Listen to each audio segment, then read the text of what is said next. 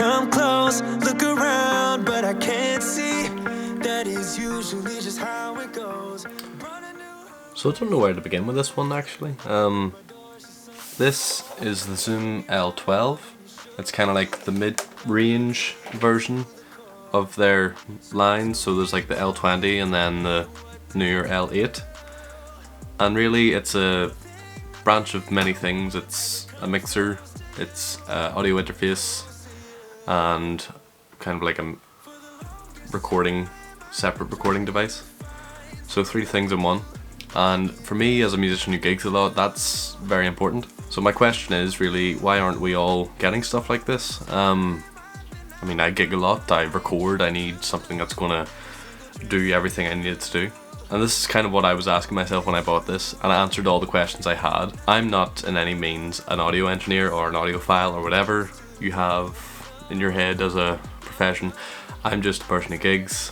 I need convenience, I need to be able to pack up and go, I drum, I do all sorts. So this for me fell into that bracket of something that's just that all-round machine, that all-encompassing thing. I mean, looking right now, it's about £466 by the time of this video. That to me, that's kind of in the dearer, more expensive mid-range price range. And especially if we're talking about cameras, I mean there's the Canon M50 which I'm using right now, that's around that price range. So that for me is kind of like my budget, it's what I can afford, and it starts the low level of quality which I really appreciate and like. Thing is though, they call it the L12 when you technically have your 8 mono inputs. I still don't get why companies do this, but there are the 2 stereos for like keyboards and plugging in your phone, which I get, but an L12, more like an L8, that's personal preference to me. But this also means there's 8 tracks I can use for if I'm recording drums, for example. I can get everything I need in there. It does mean I need to record them separately and import later, but sure, who's not doing that anyway?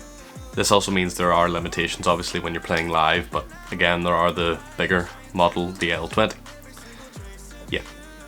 Again, I'm not the person who has the ears of glorious cheese or whatever. I can tell they're not the best preamps. There is always like a kind of quality there that I'm kind of thinking, I think I could get more out of this. Saying that, anyone I've went to, it's like, get a Tascam, get all this, and I was kind of like, I don't really recognize those sounds or god of sound device that's out there. You know, I just like things that come out and have a good sound anyway. So that's kind of why I questioned it. I mean, you do get the whole 48 kilohertz thing on the back of this. You can insert an SD card, which is another great thing. But in terms of output, it's good. It does what I need it to do. Plug it into monitors, it's fine. Just back to the SD card point then. You can save your settings, and each time you turn it off and on again, it will remember what you've done, and that's especially good for me as a gigging musician who needs to get around town next one, and you're all set up, you're good to go. The layout is very nice. I do like the whole design. You know, you've got your mixers, you've got gain amps, you've got compression, and then your EQs off to one side, and you can select the different tracks. It's a nice compact design. The thing is though, the body is made of plastic. This is a good thing and a bad thing because, you know, it's light. This literally I just stuff in my bag and I'm hauling it about, so it has taken a few beatings there, but you know, there's a compromise there for the weight obviously, and I do not want to be carrying around a lot of gear. Having said that, it does feel cheap when you're pressing buttons and you're moving stuff and you're kind of like, oh, this is a bit that plasticky feel nobody really wants. But again, I'm very much press buttons, go do this, make sure it works, turn things, and you know, I probably like that more than breaking something expensive and made of metal and worrying. This is also one time where I was actually gigging and I spilt juice on it and it still works. So I would say after real world usage it does work and it can take the beating. That's my point. Yeah, I just keep coming back to this cheap feel, especially for the price range, you know. I'd probably like things to feel a bit more secure.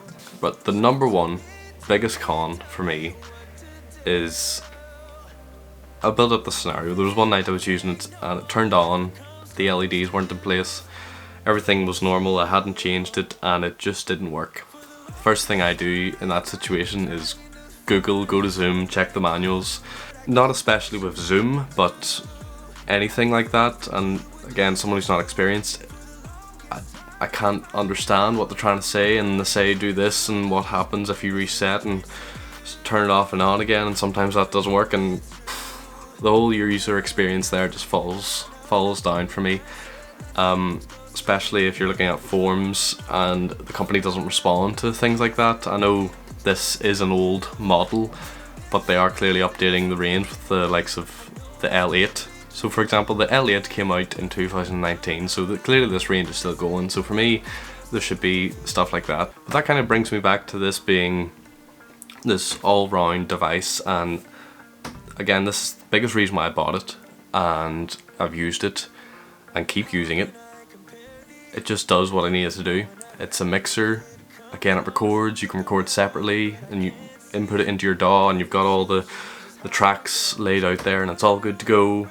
I suppose if you're working with older equipment, it'll be a bit weird. You might run into problems there, and it might influence your choice in this. But I digress.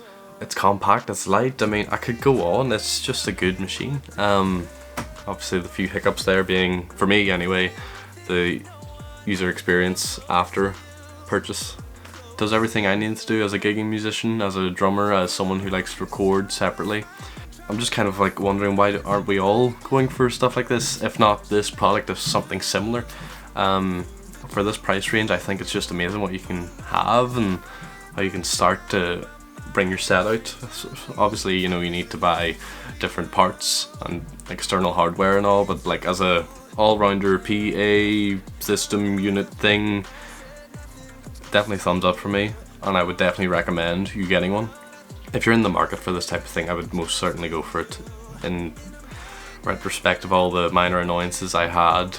And if you don't like cheap feel, that's a compromise for me, and again, I prefer something lightweight anyway. So, but if you have something like this, or you know something similar to this, please let me know in the comments. I've really, obviously this stuff doesn't last forever, and you know, I might need to upgrade at some point, so I would like to know what your thoughts are, or what else, other alternatives, or how you tend to get into the grasp of learning the new equipment before you start going out there, or you just dive straight in. Anything like that, please let me know. It'd be great to chat about it. Again, an all-round machine, why wouldn't we? Why don't we all have one on our desk?